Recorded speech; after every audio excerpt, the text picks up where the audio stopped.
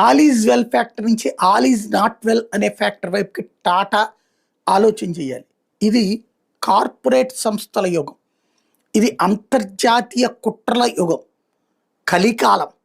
జాగ్రత్తగా ఆలోచించాలా.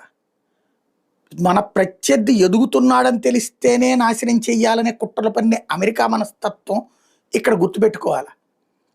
అమెరికాలో 2 సంస్థల మధ్యన పోరాడుతున్నప్పుడు అవతల ఉన్నటువంటి కార్పొరేట్ కంపెనీని దెబ్బతీయడానికి వాళ్ళ దాంట్లో ఉన్న వాళ్ళతోనే చేస్తుంటారు.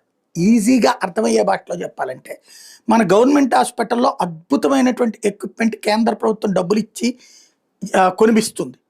ఎక్స్రే మిషన్ల దగ్గర నుంచి, స్కానింగ్ల దగ్గర నుంచి, సిటీ స్కాన్ల దగ్గర నుంచి, ఎంఆర్ఐ స్కాన్ల దాకా. కానీ ఎన్ని రోజులు పనిచేస్తాయి?